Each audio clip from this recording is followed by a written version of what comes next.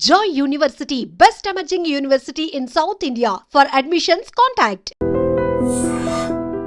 ఆషాఢ మాసం వచ్చిందంటే చాలు ప్రపంచంలోనే అతి ప్రాచీనమైన రథయాత్ర గురించి కబుర్లు మొదలైపోతాయి. ఆ జగన్నాథుణ్ణి ప్రత్యక్షంగా దర్శించుకొని ఆయన రథంపై ఒక చెయ్యి వేసి ఈ జన్మకు సార్థకత చేసుకునేందుకు లక్షలాది మంది భక్తులు పూరీ క్షేత్రానికి చేరుకుంటారు.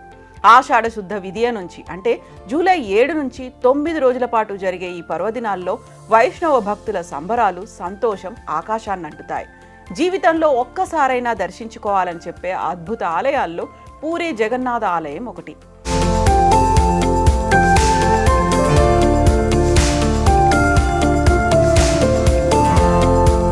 స్కంద పురాణ లిపి ప్రకారం జగన్నాథుడే పురుషోత్తముడు.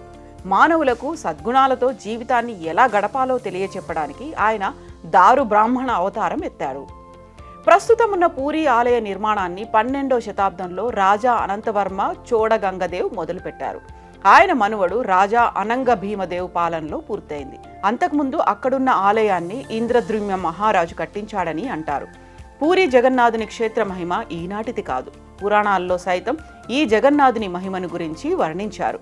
ఈ పురాణ గాథల ప్రకారం ఇంద్రద్రుమ్య మహారాజుకి ఒకనాడు కలలో విష్ణుమూర్తి కనిపించి నీలాచల పర్వతం మీద తనకు ఒక దేవాలయాన్ని నిర్మించమని, ఆ ఆలయ నిర్మాణం పూర్తయిన తర్వాతే తాను దారు అంటే చెట్టు దుంగ రూపంలో పూరీ తీరానికి చేరుకుంటానని చెప్పాడుట. ఆ ఆజ్ఞ ప్రకారమే ఇంద్రద్యుమ్నుడు బ్రహ్మాండమైన ఆలయాన్ని నిర్మించాడు. విష్ణుమూర్తి ఆనతి ఇచ్చిన మేరకు నిజంగానే శంకు చక్రాల వంటి గుర్తులతో ఒక దారు బ్రహ్మ పూరీ నగర తీరానికి చేరుకుంది. జగన్నాథుడు కలలో చెప్పినట్టు చెట్టు దుంగలైతే సముద్ర తీరానికి కొట్టుకొచ్చాయి. కానీ విగ్రహ నిర్మాణానికి ఎవరూ ముందుకు రాలేదు. ఏం చేయాలా అని రాజు ఆలోచిస్తున్న సమయంలో దేవశిల్పి విశ్వకర్మ వికలాంగుడి రూపంలో వస్తాడు. తానొక్కడినే రహస్యంగా ఓ గదిలో విగ్రహాలకు రూపకల్పన చేస్తానని, ఆ సమయంలో పచ్చి మంచినీళ్లు కూడా ముట్టుకోనని, ఆ 21 రోజులు అటువైపు వచ్చి తన పనికి ఆటంకం కలగకూడదని షరతు విధిస్తాడు. దానికి రాజు అంగీకరిస్తాడు. అయితే రోజులు గడుస్తున్నా గదిలోంచి ఎలాంటి శబ్దం రాదు. దీంతో రాణి గుండీచాదేవి తొందర పెట్టడంతో గడువు పూర్తి కాకుండానే రాజు తలుపులు తెరిపిస్తాడు. అయితే ఆ శిల్పి కనిపించడు. చేతులు కాళ్ళు లేని సగం చెక్కిన విగ్రహాలు మాత్రం దర్శనమిస్తాయి. పశ్చాత్తాపంతో రాజు బ్రహ్మదేవుడిని ప్రార్థిస్తాడు. చతుర్ముఖుడు ప్రత్యక్షమై ఇక మీదట అదే రూపంలో విగ్రహాలు పూజలందుకుంటాయని ఆనతిస్తాడు. తానే స్వయంగా వాటికి ప్రాణప్రతిష్ఠ చేస్తాడు. పూరీ ఆలయంలోని విగ్రహాలకు అభయహస్తం, వరదహస్తం కనిపించనిది అందుకేనంటారు.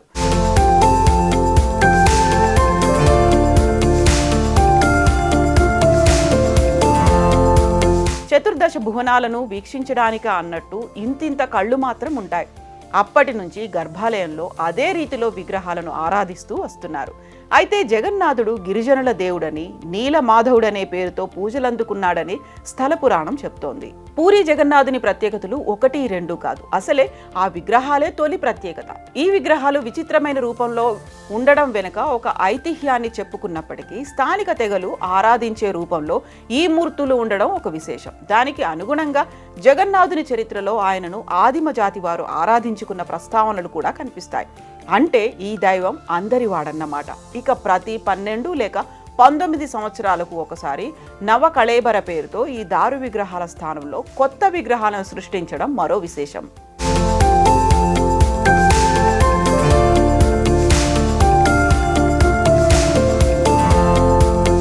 ఈ భారీ ఆలయ భవనం 4 లక్షల చదరపు అడుగుల కన్నా ఎక్కువ వైశాల్యంతో ప్రహారీగా చుట్టూ ఎత్తైన కోట గోడలను కలిగి ఉంది. ఇందులో కనీసం 120 గుళ్ళు, పూజా స్థలాలు ఉన్నాయి. ఒడిషా శైలి నిర్మాణ గుణాలను, అమోఘమైన శిల్ప సంపదను కలిగిన ఈ ఆలయం భారతదేశ అద్భుత కట్టడాల్లో ఒకటి. ప్రధాన ఆలయం కింద నుంచి పైకి కొంచెం వంపులు తిరిగి ఉండే దానిపైన విష్ణువుకు చెందిన శ్రీచక్రం ఉంటుంది. నీల చక్రగా కూడా పిలిచే అష్టధాతుతో తయారైన ఈ చక్రం ఎంతో పవిత్రమైంది. 20 అడుగుల ఎత్తు, టన్ను బరువు గల సుదర్శన చక్రాన్ని పూరీ జగన్నాథ ఆలయంపై బాగాన ఏర్పాటు చేశారు. ఆశ్చర్యకర విషయం ఏంటంటే పూరీ పట్టణంలో ఏ మూల నుంచి చూసినా ఈ సుదర్శన చక్రం కనిపిస్తుంది. ఆలయం పైన ఈ చక్రాన్ని ఉంచిన తీరు ఒక ఇంజనీరింగ్ మిస్టరీగానే మిగిలిపోయింది. ఏ వైపు నుంచి మీరు దీనిని చూసినా అది మీకు అభిముఖంగానే ఉన్నట్లు కనిపించడం విశేషం. హైందవ క్షేత్రాల్లో పూరికి ఉన్న ప్రాముఖ్యత అంతా ఇంతా కాదు. చార్ధామ్ యాత్ర పేరుతో బద్రీనాథ్, ద్వారకా, రామేశ్వరాలతో పాటుగా పూరికి కూడా చోటు ఉంది. అందుకే పూరి క్షేత్రాన్ని త్రిమతాచార్యులైన శంకర, రామానుజ, మధ్వాచార్యులతో పాటుగా గురునానక్, తులసీదాస్, చైతన్య మహాప్రభు వంటి మహామహులెందరో దర్శించినట్లుగా చరిత్ర చెబుతోంది. సహజంగానే ఇంతటి ప్రాచుర్యం ఉన్న పూరీ క్షేత్రం రథయాత్ర సమయంలో మరింత శోభని సంతరించుకుంటుంది.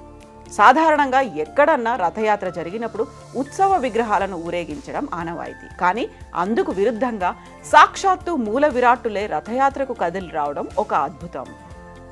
ప్రపంచ ఖ్యాతిగాంచిన పూరీ జగన్నాథుడి రథయాత్ర కంటే ముందు మరో ముఖ్యమైన ఘట్టం పూరీలో జరుగుతుంది. జగన్నాథుడికి, ఆయన అన్న బలరాముడికి, చెల్లెలు సుభద్రకి జ్వరం వచ్చే సంఘటన అది. అవును, మీరు వింటున్నది నిజమే. ప్రతి ఏటా పూరీలో దేవుడికి జ్వరం వస్తే నయమయ్యే వరకు దర్శనాలు, పూజలు జరగవు. జ్యేష్ఠ పౌర్ణమి నాడు జగన్నాథుడి పుట్టినరోజు అని భక్తుల నమ్మకం. జగన్నాథుడి పుట్టినరోజును పూరీలో స్నానయాత్ర లేదా స్నాన పౌర్ణమి అని కూడా అంటారు. ఆలయ ప్రాంగణంలో సోనా కువాగా పిలిచే బంగారు బావి ఉంటుంది. శీతలాదేవి ఆ బావిని కాపాడుతుంది. ఆ బావిని ఏడాదికి ఒక్కసారి తెరుస్తారు. ఆ రోజు గర్భాలయం నుంచి మూలమూర్తులను తెచ్చి స్నానవేది అనే చోట భక్తులందరికీ కనిపించేలా విగ్రహాలను ఉంచి ఈ బావి నీటితో 108 బిందెలతో అభిషేకం చేస్తారు. అభిషేకం తర్వాత ఏనుగు తొండం తరహాలో గజవేషంలో దేవుణ్ణి అలంకరిస్తారు. అయితే ఇలా 108 కుండల నీళ్లలో తడిసిపోవడంతో భగవంతుడికి జ్వరం వచ్చిందని దేవాలయ పూజారులు ప్రకటిస్తారు. అన్ని నీళ్లలో తడిస్తే మనకు కూడా జలుబు చేస్తుంది కదా. అలాగే స్వామివారికి కూడా అనారోగ్యం కలిగినట్టుగా చెప్తారు. అలంకరణ తీసేసి అచ్చం జ్వరబాధితులాగే ఉంచుతారు. గర్భాలయంలో మూల విగ్రహాలను పెట్టే వేదిక ఎడమ పక్కన ఒక ఖాళీ స్థలంలో మూర్తులను పడుకోబెడతారు. స్వామివారికి కలిగిన అనారోగ్య కాలం 15 రోజులను అనాసారగా పిలుస్తారు. ఈ సమయంలో భక్తుల కోసం గర్భగుడిలో జగన్నాథుడి పాత చిత్రాలను ప్రదర్శిస్తారు. సాధారణంగా పూరీ అంటేనే ప్రసాదాలకు ఫేమస్. అక్కడ దేవుడికి అనేక రకాల నైవేద్యాలు పెడతారు. చెప్పను భోగ్గా పిలిచే 56 రకాల నైవేద్యాలు ఏడాది పొడవునా పెడతారు. కానీ స్వామివారి అనారోగ్యం కారణంగా ఆ 15 రోజులు ఆ నైవేద్యాలు కూడా పెట్టరు. నైవేద్యం బదులు ఆయుర్వేద మందులే ఇస్తారు. 15 రోజుల తర్వాత దేవుడికి నయమైపోయిందని రాజవైద్యుడు ప్రకటిస్తాడు. అభిషేకం వల్ల విగ్రహాలకు రంగు వెలుస్తుంది కాబట్టి కొత్త రంగులు వేస్తారు. జ్వరం తర్వాత రథయాత్రకు ఒకరోజు ముందు దేవుడు దర్శనమిస్తాడు. దాన్ని నవయవ్వన దర్శనం అంటారు. అప్పుడు రథయాత్ర ప్రారంభిస్తారు.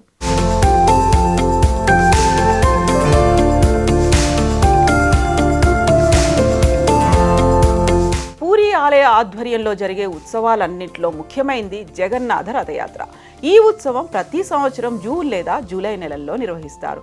ఈ ఏడాది జూలై 7న రథయాత్ర ప్రారంభమైంది. ఈ రథయాత్రలో 2 సెట్ల రథాలు ఉంటాయి. శ్రీమందిరం, గుండిచా ఆలయానికి మధ్యలో ప్రవహిస్తున్న నదిని దాటి వెళ్ళాలి. అందుకే 2 రథాలను ఉపయోగిస్తారు. మొదటి రథం నది ఇవతలి ఒడ్డు వరకు తీసుకెళ్తుంది. అక్కడ 3 చెక్క పడవల్లో నది దాటుతారు. అక్కడి నుంచి మరో రథంలో దేవుళ్లను గుండిచా ఆలయానికి తీసుకెళ్తారు. ఈ రథయాత్రలో శ్రీకృష్ణుడు, బలరాముడు, సుభద్ర విగ్రహాలను పూరీ వీధుల్లో ఊరేగిస్తారు. రథం సుమారు 45 అడుగుల ఎత్తు, 35 చదరపు అడుగుల వైశాల్యం కలిగి ఉంటుంది. దీనికి 7 అడుగుల వ్యాసం కలిగిన 16 చక్రాలుంటాయి. దాదాపు 4000 మంది భక్తులు కలిసి ఈ రథాన్ని లాగుతారు. రథయాత్రకు ముందు బంగారు చీపురుతో రథాల ముందు ఊడుస్తారు. ఆ తర్వాత వాటిని తాళ్లతో లాగుతారు. పూరీ జగన్నాథ ఉత్సవాన్ని తిలకించడానికి దేశం నలుమూలల నుంచి భక్తులు విశేషంగా తరలి వస్తారు. ప్రతి ఏటా కొత్త రథాన్ని తయారు చేయడం ఇక్కడి ప్రత్యేకత. ఈ యాత్ర పూరీ నుండి గుండిచా దేవాలయం వరకు సాగుతుంది. ప్రపంచంలో ఏ హిందూ ఆలయంలోనైనా సరే ఊరేగింపు నిమిత్తం మూల విరాట్ను కదిలించరు. అందుకు ఉత్సవ విగ్రహాలుంటాయి. ఊరేగింపు సేవలో ఏటా ఒకే రథాన్ని వినియోగించడం అన్ని చోట్ల చూసేది. ఈ సంప్రదాయాలన్నిటికీ మినహాయింపు పూరీ జగన్నాథ ఆలయం. బలభద్ర, సుభద్రలతో సహా ఈ ఆలయంలో కొలువైన జగన్నాథుడిని ఏడాదికొకసారి గుడిలోంచి బయటకు తీసుకొచ్చి భక్తులకు కనువిందు చేస్తారు. ఊరేగించేందుకు ఏటా కొత్త రథాలను నిర్మిస్తారు. అందుకే జగన్నాథుడి రథయాత్రను అత్యంత అపురూపంగా భావిస్తారు భక్తులు. ఆషాఢ శుద్ధ విధియ పూరీ క్షేత్రంలో పండుగ రోజు భక్తిభావం వెల్లువై పొంగులెత్తుతుంది. జగన్నాథుని జయ జయ ధ్వానాలతో నగర వీధులన్నీ మారుమోగుతుంటాయి. అంతరాలయంలో రత్నపీఠికపై ఏడాదిగా కొలువున్న జగన్నాథుడు బయటకు వచ్చే సమయం కోసం వేచి చూస్తుంటారు భక్తులు. స్వామి దర్శనం కాగానే ఆనందంతో పులకించిపోతారు. భక్తి పారవశ్యంతో మాయమర్చిపోతారు. ఆ క్షణం అపురూపం. సర్వం జగన్నాథం. రథయాత్రలో విశేషం ఏమంటే గుండీచా ఆలయానికి ఊరేగింపు రాగానే రథం తనంతట తానే ఆగిపోతుంది. దాన్ని ఎవరూ ఆపరు. ఇది కూడా ఎప్పటికీ ఒక మిస్టరీగానే ఉండిపోతుంది. రథయాత్ర నేపథ్యం గురించి రకరకాల కథనాలు ప్రచారంలో ఉన్నాయి. ద్వాపర యుగంలో కంసుడిని వధించడానికి బలరామకృష్ణులు బయలుదేరిన ఘట్టాన్ని పురస్కరించుకొని ఈ యాత్ర జరుపుతారని ఒక కథనం. ద్వారకకు వెళ్లాలన్న సుభద్రాదేవి కోరిక తీర్చే ముచ్చటే ఈ రథయాత్ర అని మరికొందరు చెబుతారు. ఇక గుండీచాదేవి మందిరం విషయానికొస్తే పూరి జగన్నాథ ఆలయాన్ని నిర్మించిన ఇంద్రద్యుమ్న మహారాజు భార్య గుండీచా. ఆవిడ కూడా జగన్నాథ బలభద్రుల కోసం ప్రధాన ఆలయానికి 3 కిలోమీటర్ల దూరంలో ఒక మందిరం నిర్మించింది. అదే గుండీచా ఆలయం. రథయాత్రలో భాగంగా అక్కడికి తీసుకెళ్లిన 3 విగ్రహాలను ఈ గుడిలోని రత్న సింహాసనంపై కూర్చుండబెట్టి గుండీచాదేవి పేరిట ఆతిథ్యమిస్తారు. ఒక రకంగా చెప్పాలంటే గుండీచా మందిరం జగన్నాథుడి అతిథి గృహం అన్నమాట. సైన్స్కు కూడా అంతు చిక్కని రహస్యాలతో పూరి జగన్నాథ ఆలయం ముడిపడి ఉన్నట్లు చెబుతారు. ఆ రహస్యాల్లో ముఖ్యమైనది ఆలయంపై కనిపించే జెండా. ఈ ఆలయ గోపురంపై ఉండే జెండాకు ఎంతో ప్రత్యేకత ఉంది. మామూలుగా ఏ గుడికి కట్టిన జెండా అయినా సరే గాలి దిశను బట్టి ఊగుతుంది. కానీ ఇక్కడి జెండా మాత్రం గాలి ఎటువైపు వీచినా వ్యతిరేక దిశలో ఊగుతుంది. జెండాకు సంబంధించి మరో ముఖ్యమైన విషయం ఏంటంటే 45 అంతస్తుల ఎత్తున్న ఈ ఆలయంపైకి నిత్యం పూజారి ఎక్కి జెండాను క్రమం తప్పకుండా మారుస్తుంటారు. ఈ ఆచారం దాదాపు 1800 ఏళ్ల నుంచి జరుగుతోంది. ఇది ఒక్కరోజు తప్పినా అప్పటి నుంచి 18 ఏళ్ల పాటు ఆలయం మూతపడుతుందని నమ్ముతారు.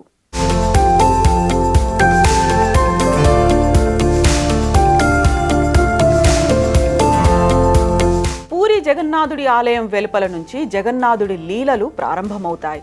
సాధారణంగా అన్ని చోట్ల వీచే గాలి సముద్రం నుంచి భూమి వైపు వస్తుంది. ముఖ్యంగా పగటిపూట సముద్రం నుంచి భూమి వైపు, సాయంత్రం వేళ భూమి నుంచి సముద్రం వైపు గాలి వీస్తుంది. కానీ పూరిలో మాత్రం మొత్తం రివర్స్. పైగా హోరున వినిపించే అలల శబ్దం ఆలయ సింహద్వారం దాటగానే ఆగిపోతుందట. అదే క్షణం ఒక్క అడుగు బయట పెట్టినా అలల హోరు వినిపిస్తుంది. ఈ ఆలయం పైనుంచి విమానాలు, పక్షులు ఎగరకపోవడం ఆశ్చర్యకర విషయం. దేశంలో ఏ ఆలయంలోనూ ఇలాంటి వింత కనిపించదు. ఏ ప్రభుత్వము దీన్ని నో ఫ్లయింగ్ జోన్గా ప్రకటించలేదు. కానీ ఏదో తెలియని అతీత శక్తి కారణంగా అది ఆటోమేటిక్గా నో ఫ్లయింగ్ జోన్గా మారిపోయింది.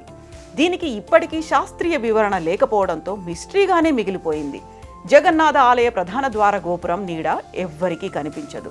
ఉదయం, సాయంత్రం ఏ సమయంలోనూ నీడ అనే జాడే ఉండదు. ఇదంతా ఆలయ నిర్మాణంలో ఉన్న ప్రత్యేకత లేదా దేవుడి మహిమ వల్ల అలా జరుగుతోందా అన్నది కూడా మిస్టరీగానే ఉంటోంది.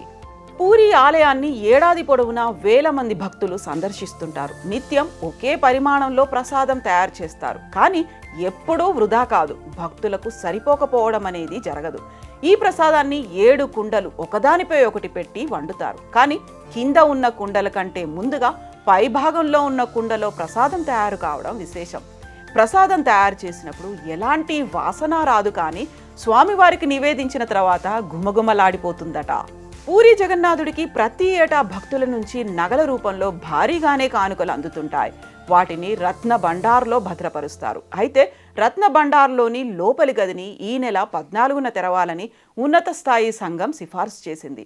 రత్న భండార్ను తెరిచే విషయమై ఏర్పాటు చేసిన జస్టిస్ బిశ్వనాథ్ రథ్ ఆధ్వర్యంలోని ఉన్నత స్థాయి సంఘం తాజాగా సమావేశమై ఆ గదిని తెరవాలని ఆలయ నిర్వహణ కమిటీకి ఏకగ్రీవంగా సిఫార్సు చేసింది. 46 ఏళ్ల క్రితం చివరిసారిగా 1978లో రత్న భండార్ను తెరిచి నగల విలువను లెక్కించారు. ఒడిశాలో ఇటీవల జరిగిన అసెంబ్లీ ఎన్నికల్లో రత్న భండార్ను తెరవడం ప్రచారాస్త్రంగా మారింది. తాము అధికారంలోకి రాగానే రత్న భండార్ను తెరిపిస్తామని బీజేపీ హామీ ఇచ్చింది. ఎన్నికల ఫలితాల తర్వాత బీజేపీ ప్రభుత్వం ఏర్పడడంతో హామీ అమలు కోసం ప్రభుత్వం ఉన్నత స్థాయి కమిటీని ఏర్పాటు చేసింది. ఈ కమిటీకి ఆలయ ముఖ్య కార్యనిర్వహణ అధికారి కన్వీనర్గా ఉన్నారు. అయితే రథయాత్ర జరుగుతున్నందున కమిటీ అడిగిన తాళం చెవి ఇవ్వడం కుదరదన్నారు. అయితే ఈ నెల 14న రెండో తాళం చెవి ఇవ్వకపోతే తాళం బద్దలు కొట్టైనా రత్న భండార్ను తెరవాలని నిర్ణయించారు.